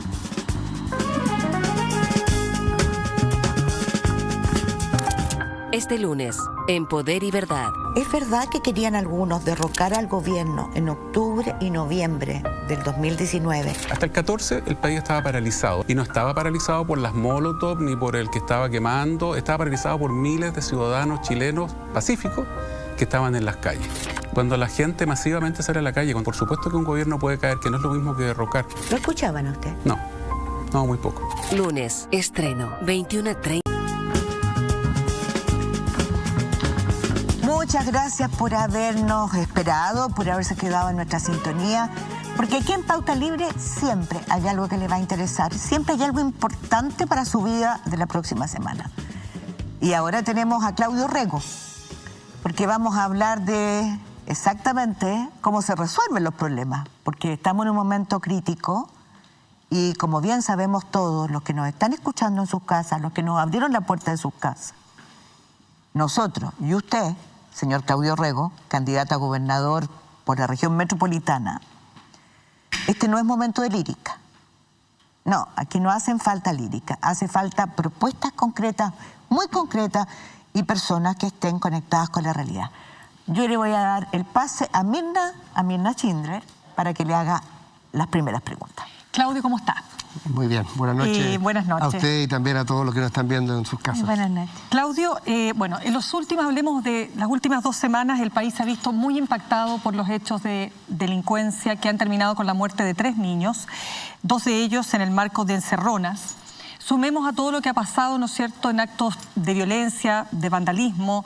El tema de la estatua de Baquedano en sí mismo podría ser un tema, pero yo quiero preguntarle a usted, ¿qué hará si es electo gobernador no teniendo las facultades para poder hacer, digamos, hacerse de la fuerza pública para poder actuar, debido a que en esta nueva designación será esa la tarea del delegado presidencial? ¿Cómo va a abordar usted temas como este? A ver, Mirna, bueno, tú tienes la razón, ¿eh? La ley dejó establecido que los temas de seguridad y orden público están radicados en el delegado presidencial. Ahora, yo fui alcalde Pero siempre usted tiene un pedacito de atribuciones. Bueno, los alcaldes durante más de 2 décadas, sin tener ninguna atribución, hicieron mucho en materia de seguridad. Invertían en prevención social, comunitaria, urbana, coordinaban a las policías. Yo fui alcalde en Peñalolén 8 años, hicimos mucho. Entonces yo digo, el nuevo gobernador regional, independiente de este tema de facultad legal, va a tener que meterse en lo que yo considero es la primera prioridad hoy día para nuestra región. ¿Y cómo respondería usted desde ahí? Bueno, a ver, por ejemplo, cosas bien concretas. Yo creo que uno tiene que tener un espacio de coordinación con fiscales, carabineros, policías y alcaldes. Tenemos un fondo... ¿De qué? Coordinación. Un espacio, ¿pero qué significa eso? Por ejemplo, te pongo un ejemplo. A mí me llamaba la Rosita de la Yungay, un año nuevo. Ahí me decía, Claudio, no tuvimos año nuevo por las balaceras. ¿Y qué hacía yo? Decía, fiscal Raúl Guzmán, vamos el lunes con el alcalde, con los carabineros, con la PDI, a caminar por la Yungay para ver qué está pasando. Perdón, ¿está hablando del mismo fiscal que ahora está en el Senado? El mismo. Y por decirte un nombre, porque lo hacíamos en toda la región metropolitana. O sea, yo creo que un gobernador tiene que andar en terreno, tiene que coordinar a las policías. Además tenemos recursos, ojo, la gente dice, no solamente recursos para luminarias o para evitar sitios de eriazo o para programas de prevención social que la gente mira en menos. O sea, te voy a poner un ejemplo. Santiago tiene 100.000 niños fuera del colegio. Eso es una bomba de tiempo, una bomba atómica. ¿Dónde está un niño que no está en el colegio? Está en la calle. O sea, son... ¿A merced de quién? A merced de los delincuentes y los narcos. Entonces yo te digo, un programa como el que hicimos en la Intendencia, que yo espero replicar, de retención escolar y de reinserción escolar, va en la línea de la prevención. Eso lo puede hacer un gobernador sí o sí. Y además, ayudar a la policía, ojo. Sí. Nosotros, los únicos 2 camiones tácticos blindados que tiene la PDI para hacer operativos antidroga en esta región, ¿se lo financiou quién? El gobierno regional metropolitano. Entonces, esto que no tenemos facultades es un poquito una excusa para no hacer la pega. Claro, lo que pasa es que los padres de estas víctimas inocentes, ¿no? Estos niños y niñas que han muerto, una guaguita, un niñito y una niñita, para dejarlo bien precisa, ya no les sirve la prevención, porque la prevención no impidió que sus hijos murieran en manos de la delincuencia. Solo esta semana, Mina. Solo esta semana. Entonces yo quisiera saber lo siguiente, porque una de las críticas que se le hace a la centroizquierda es que la centroizquierda tiene una tremenda capacidad para entender el fenómeno que hay detrás de la delincuencia, la inequidad y otros factores. Pero le cuesta mucho ponerse en el lugar de las víctimas. ¿Qué autocrítica hace usted desde su sector y qué le diría usted a las víctimas y a los padres de estos niños? Ahora, yo creo que el dolor que tiene un padre que pierde un hijo por una bala, por un delincuente, insondable. O sea, imposible decirle nada que lo pueda aliviar. Ahora, uno tiene que hacer. O sea, a mí si me eligen gobernador no va a ser para hacer grandes declaraciones retóricas respecto de lo que habría que hacer. Ni para estar en los matinales, supongo. No, para hacer la pega. Y concreto, te diría yo, respecto del tema de este tipo de violencia. Yo creo que tenemos que perseguir los delitos de hoy, sí. Y para eso está el sistema judicial con carabineros y la policía. ¿Pero acepta la autocrítica desde la centroizquierda? O sea, yo diría lo siguiente. Yo creo que la centroizquierda ha tenido un complejo en esta materia. ¿De qué manera? O sea, yo creo que muchas veces se miró en menos, diciendo como que este era un tema que solamente ponía a la derecha. Mira, yo he recorrido las 52 comunas de la región por 2 veces y he tenido 38 cabildos comunales. ¿Y qué dice la gente? En todas las comunas es la prioridad número 1. Es lo mismo que yo descubrí como alcalde de Peñalolén, en Lo Hermida y en Las Pircas, en La Toma y en la vía Cauciño Macul. En todos los lugares es la primera prioridad. Entonces yo diría, frente a eso... ¿Desde hace cuántos años es la primera prioridad? Perdón, ustedes prepararon en algo, ¿no? ¿Por qué dice tú? ¿Usted no estaba hablando de lo que hacía la población Yungay? ¿Cuándo? ¿En qué año? Esto es el 2016. ¿2016? O sea, y esto está pasando desde hace más de 10 años. Pero hay una diferencia, Mónica, perdone que diga, yo creo que hay cosas que han cambiado. O sea, yo diría, yo lo que he visto en esta campaña, en términos de cultura del narco, yo no lo viví hace 4 años. O sea, se ha intensifiado, pero yo quisiera preguntarle... homicidios, narcomausoleos, o sea, de verdad, el 80% de los homicidios de la zona sur de Santiago son por ajuste de cuentas. Que terminan con estos narcomausoleos que yo he visto en el Bosque, en San Ramón. Así empezamos. Sí, pero yo quiero, para terminar solamente el punto que usted señala, que por muchas décadas, hablemos, o por las últimas 3 décadas, la centroizquierda ha tomado este tema, ¿no es cierto?, esta bandera como un tema de la derecha, como una bandera que levanta, ¿no es cierto?, la derecha fundamentalmente, y este gobierno, por cierto.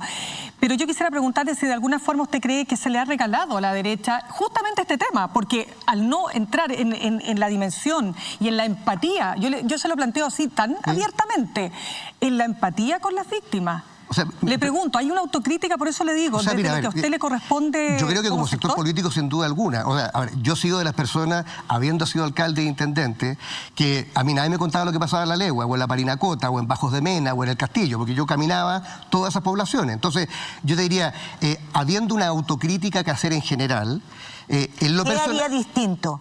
O sea, pensando en lo que está preguntando Mirna. Tómame un ejemplo, mira. ¿Qué haría distinto hoy? Hoy día, mira, si yo tuviera la atribución para legislar, la única legislación que creo que de verdad tenemos que tener, porque las otras son excusas para no hacer bien el trabajo, pero la única es la reforma al sistema de control de armas chileno, que es antidiluviano, de verdad. O sea, el 60% de las armas que se cometen en homicidio están registradas. ¿Y quién las fiscalizó? Nadie. Perdón, digamos que hoy día los homicidios se cometen con armas que ya no son hechizas como antes. Cero hechizas. Que son armas automáticas de alto poder de fuego, que es la que utiliza el narcotráfico. Oye, o armas que le ponen un cargador semiautomático, pero que son compradas por alguien. Entonces, un país que no tiene, con la tecnología disponible, trazabilidad de balas, registro de quiénes son las personas que compran y se les pierden las armas. ¿Pero sabe por qué no hay trazabilidad? ¿Sabe por qué no hay trazabilidad? Yo creo que no hay voluntad política. No, por supuesto, pero la voluntad política, ¿por qué pasa? Porque hay un sistema que tiene un sistema comprado para la PDI para hacer ese seguimiento y otro para Carabineros. ¿Usted sabe que ninguno de los dos se comparten nada? Oye, el Banco Unificado de Delitos, que se inauguró 2 veces en los últimos 10 años, todavía no funciona. Que integraría los datos de la PDI, de Carabineros y de la Fiscalía y la Corte Suprema. ¿Por qué eso no está en el centro del debate? Bueno, ¿sabes lo que pasa? Es que yo creo que ha habido tanta retórica, Mónica, sobre este tema. Yo creo que lo que hace la derecha de verdad es populismo. O sea, mira, a mí me dicen que bajaron los delitos durante el 2020. Bueno, era que no, si estuvimos todos encerrados. Pero el único delito... Pero aumentaron los homicidios. O sea, el único delito que aumenta es el más grave de todos. Y yo creo que aquí tenemos, ojo, aquí tenemos una triple desigualdad en materia de seguridad. Hay zonas de sacrificio. O sea, el promedio esconde la realidad brutal de algunas poblaciones. La Claudia Pizarro, el otro día alcaldesa de La Pintana, decía que la tasa de homicidios de Chile es 3,3 por cada 100.000 habitantes. ¿Pero sabes cuál es de La Pintana? No, es 4,6. Bueno, 4,6. ¿Pero sabes cuál es La Pintana? 18,8. Claro. Similar a Sao Paulo de Río. Y en algunos barrios del Bosque o de San Ramón es aún peor. Entonces, tiranía de los promedios, primero. Segundo, la tasa de distribución de los carabineros. Vitacura es 1 cada 500 habitantes. Y en La Pintana, que donde más se necesita, es 1 cada 1000. ¿Por qué? Eso no se justifica por la diferencia de presupuesto. No. Es una decisión política de Carabineros de designar. Y tercero, que esto que te lo confiesan los fiscales, es que el carabinero que mandan a La Pintana o a San Ramón no es el mejor de su clase. Entonces, además hay un segundo castigo, que es que mandan castigado a la gente a La Legua o al Castillo de La Pintana. Entonces yo diría, ante esa realidad, ¿cómo no vamos a tener gente indignada? No solamente al que le mataron al cabro chico, sino al que dice, ¿sabes qué más? Oye, yo veo 1000 carabineros puestos en la Plaza Italia, Baquedano o Dignidad, ¿y dónde están los carabineros en mi población? Para cuidarme de los narcos que todo el mundo sabe dónde viven. Yo quisiera que escucháramos a Alejandra. Por supuesto. Alejandra Matus. Me imagino que no ignoras la crisis de Carabineros y la discusión sobre refundar o reformar a la policía. ¿Tú confías en Carabineros para esta tarea? Chuta, una pregunta tan difícil. Mira, yo he pensado mucho, después de todo lo que ha pasado los últimos 2 años, violación a los derechos humanos, Paco Gate, Catrillanca, en fin, lo que tú mencionabas al comienzo de este programa. Claro, uno tiene como una duda metódica de si efectivamente esta institución va a estar a la altura, y yo creo que hoy día requiere esa reforma o refundación, como se le quiera llamar. Ahora, al mismo tiempo, no podemos esperar 10 años para poder combatir este fenómeno del narcotráfico que estamos viendo en las poblaciones. Entonces yo digo, hay que caminar y comer chicle al mismo tiempo. Tenemos que iniciar esta reforma de una vez por todas. Yo no conozco a nadie en Chile que no esté de acuerdo con la reforma, más allá del debate si es refundación o no. Pero al mismo tiempo tenemos que hacer cosas básicas. Por ejemplo, yo supongo que cualquiera sea el presidente que tengamos el próximo gobierno, se podría comprometer hoy día a decir, vamos a tener una distribución de carabineros de acuerdo a la población y no de acuerdo al ingreso de las personas. Eso, te diría, es como el Perdón, pero ¿no le parece que lo primero está en lo que, perdón, disculpa Alejandra, que lo primero está en qué carabineros mandamos a las poblaciones? Está bien. O sea, tenemos un problema de formación gravísimo. Ahora, pero la pregunta que yo hago, Mónica, de verdad, es que mientras hacemos esa reforma, o sea, yo no le puedo decir a la gente de La Pintana, ¿sabes qué más? Espérese 5 años. No. Porque mira, las balaceras, hoy día, mira, el recorrido que me he dado por la región metropolitana, Alejandra, ¿qué te dicen los alcaldes? De todos los colores políticos, Hoy día tú llamas a carabineros y no llega. O sea, la sensación de abandono de parte del Estado... Sí, había muchos carabineros allanando en Villa Francia y de repente aparecen para ciertas cosas. Bueno, pero en Plaza Italia aparecen con 1000 carabineros para proteger ya un espacio vacío y no están en las poblaciones. La detención de la profesora que perdió un ojo también fue... Pero bueno... quiero avanzar con otra pregunta que también es muy importante en la comuna de Santiago, que tiene que ver con la educación en los colegios que han sido históricos, tradicionales. La población, yo creo que se divide entre dos deseos: un deseo de tener una educación pública, gratuita y de calidad para todos los niños, y también la aspiración de muchas familias de que su hijo llegue al Instituto Nacional como una manera de salir de la pobreza o de las precariedades de las generaciones previas. Sin embargo, los colegios, estos bajo la conducción del alcalde Alessandri, no solamente no han logrado responder a esa aspiración, sino que además, según se denunció hace unos días, habría labores de espionaje hacia los estudiantes en que se involucra carabineros, personas de confianza del alcalde, y se le pide a los profesores que informen la identidad de los estudiantes que participan en manifestaciones. ¿Qué podría hacer el gobernador con ese tema? A ver, primero partamos de la base que la educación hoy día está en una transición de lo municipal a los servicios locales de educación. O sea, en ningún caso va a pasar por las manos del gobernador. Y yo desconozco esta acusación, la leí por ahí también, pero desconozco el mérito de la misma. Lo que sí te puedo decir, Alejandra, que esto no es solamente un tema de los últimos 4 años. O sea, aquí tenemos que ser francos y autocríticos. O sea, aquí hemos tenido un germen de violencia incontrolada en algunos de estos liceos emblemáticos que están haciendo hoy día que el buque insignia de la educación pública chilena por generaciones, por más de un siglo, hoy día no llene sus vacantes. Entonces, no se trata, yo no voy a avalar, por un sistema de espionaje. Que era solo educación para hombres, también tampoco digamos que no, está bien, ahora que el paraíso. Me parece fantástico. No, a ver, está bien, podemos criticar. Yo estudié en colegio mixto y espero que sea mixto y me alegro que sea mixto el nacional. Pero sí me preocupa que un liceo que tenía, no sé, 3000 vacantes para 1000, hoy día no esté siendo capaz de llenarla. Y eso tiene que ver con focos de violencia absolutamente irracional que no hemos sido capaces de controlar como sociedad chilena. Y eso es igualmente grave. Y es un tema que hay que decirlo con toda su letra. Violencia dentro de los colegios y violencia afuera, ¿no le parece? Porque la misma autocrítica es con respecto a la violencia afuera, ¿no? O sea, de hecho, tú me preguntas a mí, Mónica, ¿era la manera con fuerzas especiales de controlar a los 10 alumnos arriba del techo del Nacional? No, porque ¿qué va a tirar una bomba lacrimógena dentro del liceo con 3000 alumnos? Eso lo criticamos en su momento y también criticamos el aula segura. Ahora, de que tú no puedes tolerar como sociedad democrática y como comunidad escolar que 10 alumnos con overol blanco tiren molotov y de alguna manera secuestren al resto, tampoco. Y ahí se requiere algo que podríamos hablar en los temas de narcotráfico, de orden público, falta de inteligencia en nuestro país de parte de las fuerzas policiales. O sea, aquí no se trata de represión indiscriminada, se trata de un trabajo de joyería, de trabajo de verdad de inteligencia. El único trabajo que da resultados en materia de seguridad y orden público, el efectivo, es con inteligencia, no con represión indiscriminada. Yo creo que una de las buenas noticias, o una de las pocas buenas noticias en materia de delincuencia, es que de acuerdo a su diagnóstico hay tanto por hacer porque se ha hecho tan poco. O sea, si no hay ni siquiera una base unificada, si no conversan los datos de policía con carabineros, uno puede sentir por lo menos esa esperanza de, oye, se ha hecho bien poco, todavía hay mucho por hacer. Ahora, para lograr llevar adelante los cambios, tiene que ser elegido gobernador. Y para eso necesita una plataforma política suficientemente fuerte. Y en la competencia, Catalina Parot, por ejemplo, ha logrado un alineamiento más o menos sólido de las fuerzas que representan a la derecha o que la representan a ella o que se ven representadas en ella. no es tanto su caso, es más desordenada la base, ¿o no? Como, por decirlo de alguna manera.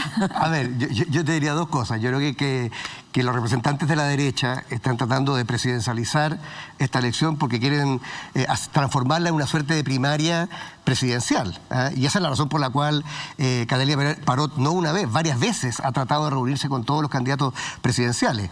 Yo estoy convencido que la gente que nos está viendo hoy día, cuando vaya a votar el 11 de abril, no va a elegir a la persona que tenga más padrino, ni va a transformar esta en una primaria presidencial. Va a elegir a la persona, hombre o mujer, que considere que es la más apta para el cargo, que conozca mejor la realidad de la región metropolitana, que tenga las competencias, un estilo de trabajo que tiene que ver con el liderazgo del Nuevo Chile, que es más horizontal, más de terreno, más de escucha y más colaborativo. Eso es lo que va a ocurrir. Ahora, yo me siento súper bien con el apoyo de los candidatos o precandidatos presidenciales de mi sector también le he hecho una invitación a ellos que se comprometan como candidatos presidenciales con la descentralización del país para darle nuevas atribuciones al nuevo gobernador.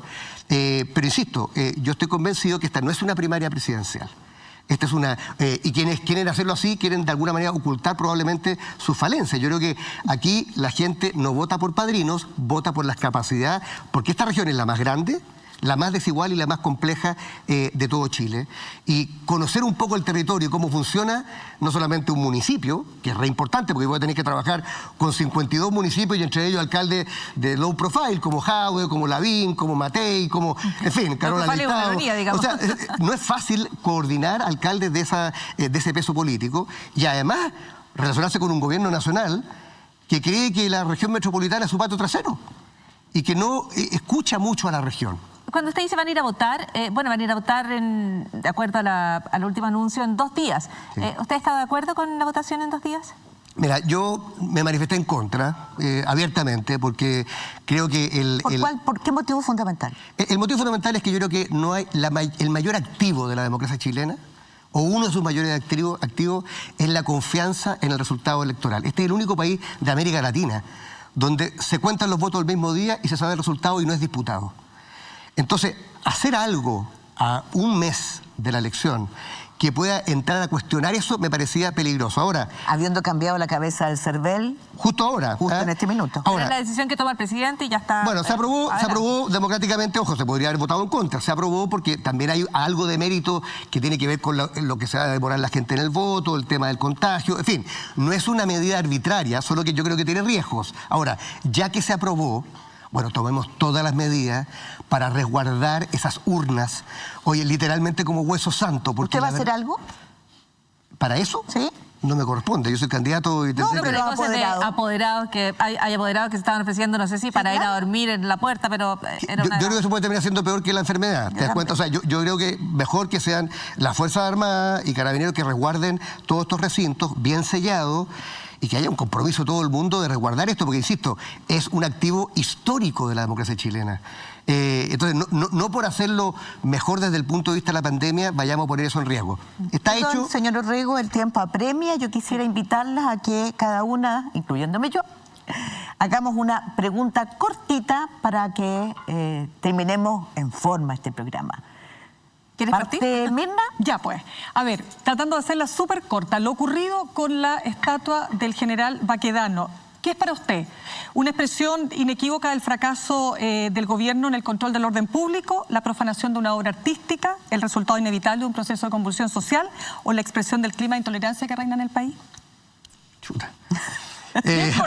Puede ser otra. O sea, mira, yo te diría, a ver, súper corta la siendo pregunta. Alguien que cree absolutamente en el derecho a manifestarse pacíficamente como de la esencia de la democracia, no me parece que un grupo pequeño crea que eso le da amparo para todos los viernes destruir la ciudad que nos pertenece a todos. Y no me refiero solamente a una estatua, me refiero a los museos, me refiero al comercio, me refiero a las veredas, etc.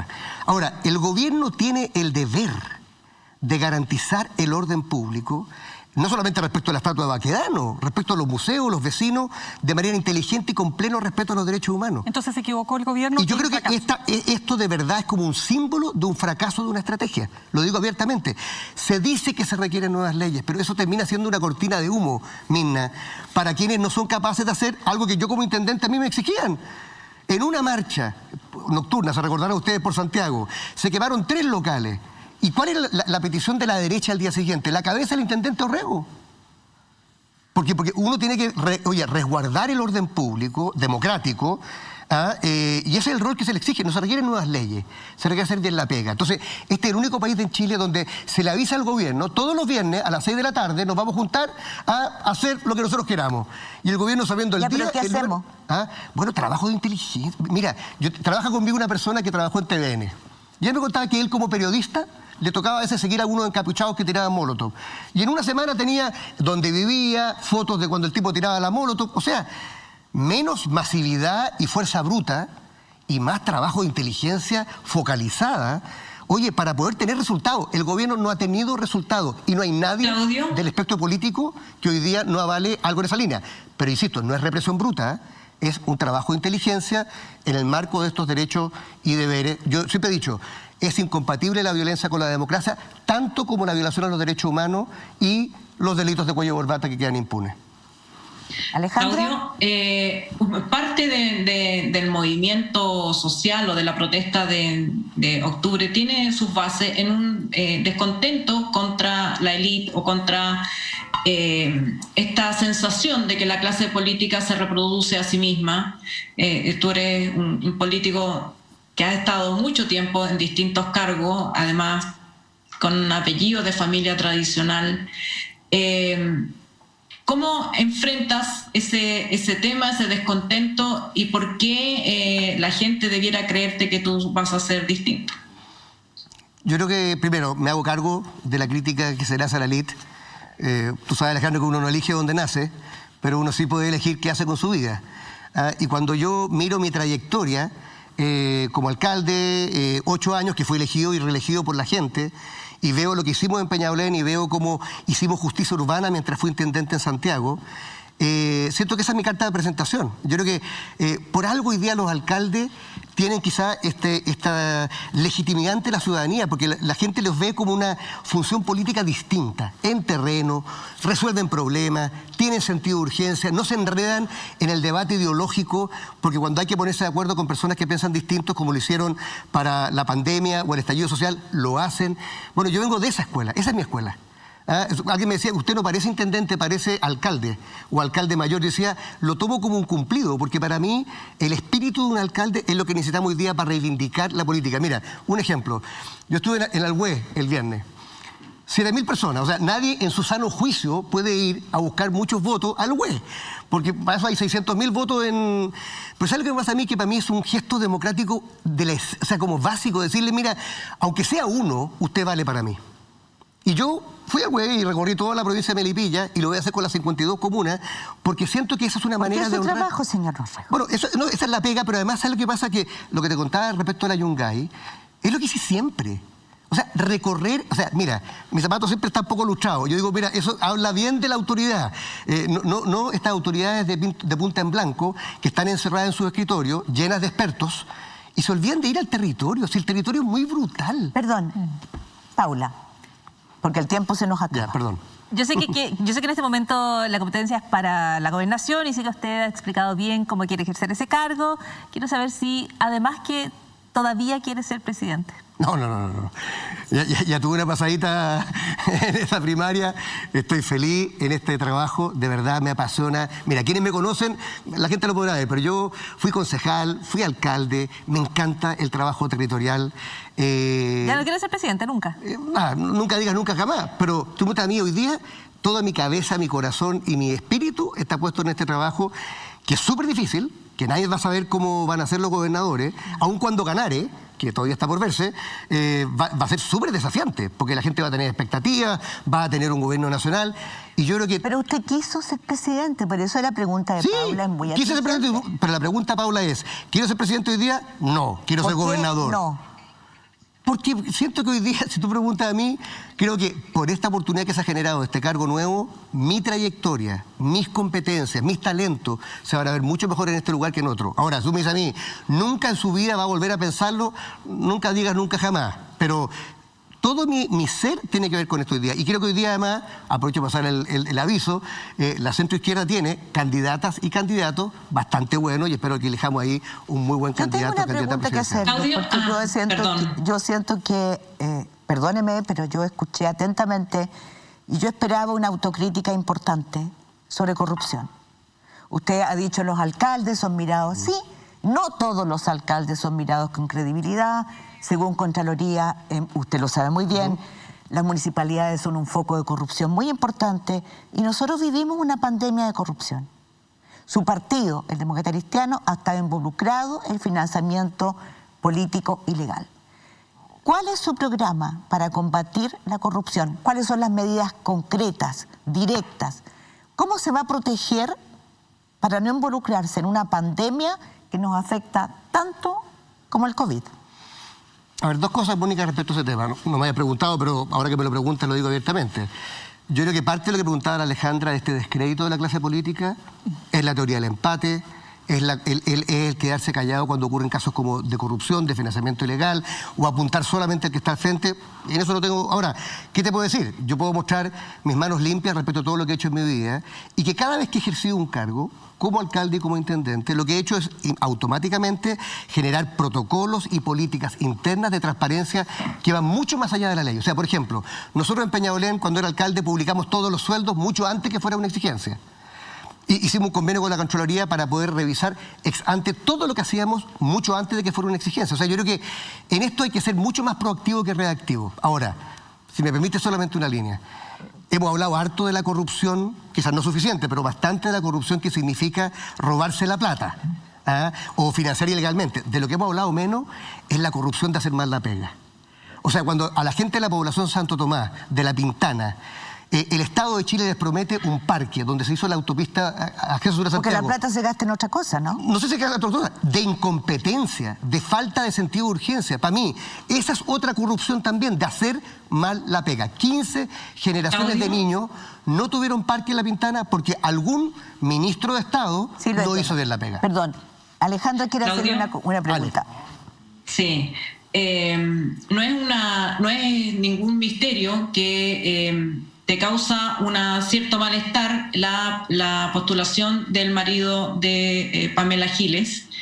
Hay distintas interpretaciones de lo que es, ¿cómo se llama?, el nepotismo, favorecer a los parientes en postulaciones o en cargos públicos. ¿Tú cómo... ¿Cuál es el foco de esa molestia? A ver, primero, en lo personal no tengo ninguna molestia con ningún adversario. Me parece que cada uno llega a estos cargos como lo estime conveniente. Ahora, lo que sí me llama la atención es que muchas veces los que más hablan de participación son los que menos la practican. O sea, yo hablo de participación y ¿qué es lo que hice? Fui a una primaria. Nos me eligieron entre cuatro paredes, 140.000 personas votaron por nosotros. Segundo, yo he visitado las 52 comunas de la región. No hay ningún otro candidato que lo haya hecho. He tenido 38 cabildos. Entonces, de repente yo siento que hay una brecha entre el discurso pro participación y pro no nepotismo o pro, etcétera, que la práctica. Ahora, ¿tengo yo un problema, una molestia con un candidato en particular? Ninguna. Ahí está, desde el Rojo Edwards hasta Doña Fresia de Acción Patriótica, son todos candidatos legítimos. Yo no me doy para ganador para nada, siento que esto es una competencia súper difícil. 7 candidatos para que uno consiga el 40% es súper difícil.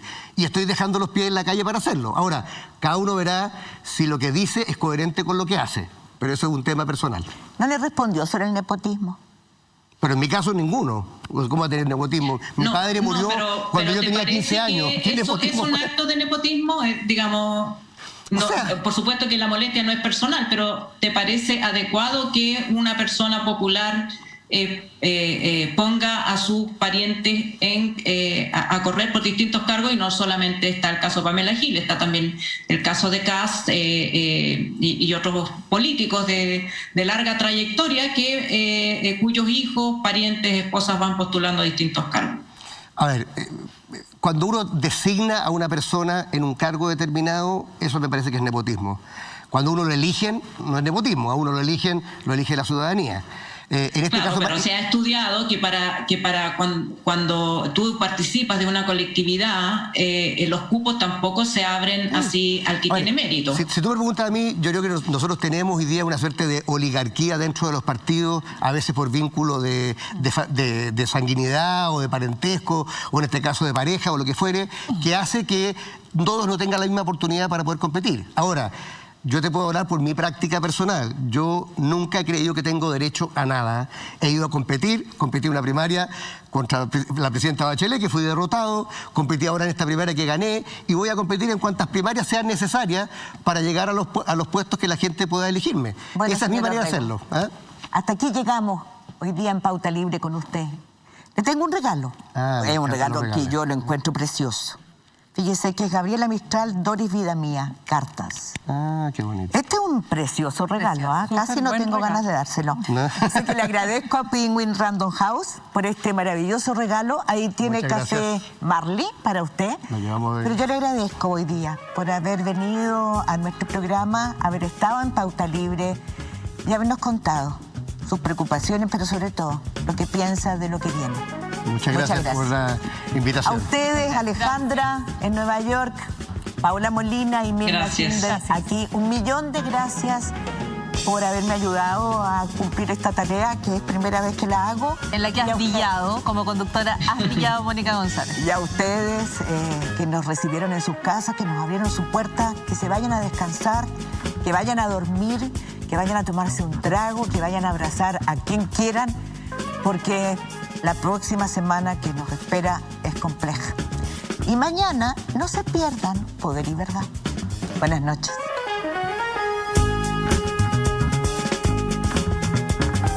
Este lunes, en Poder y Verdad. ¿Es verdad que querían algunos derrocar al gobierno en octubre y noviembre del 2019? Hasta el 14 el país estaba paralizado. Y no estaba paralizado por las Molotov ni por el que estaba quemando. Estaba paralizado por miles de ciudadanos chilenos pacíficos que estaban en las calles. Cuando la gente masivamente sale a la calle, por supuesto que un gobierno puede caer, que no es lo mismo que derrocar. ¿Lo escuchaban usted? No, muy poco. Lunes, estreno, 21:30 horas. La Red.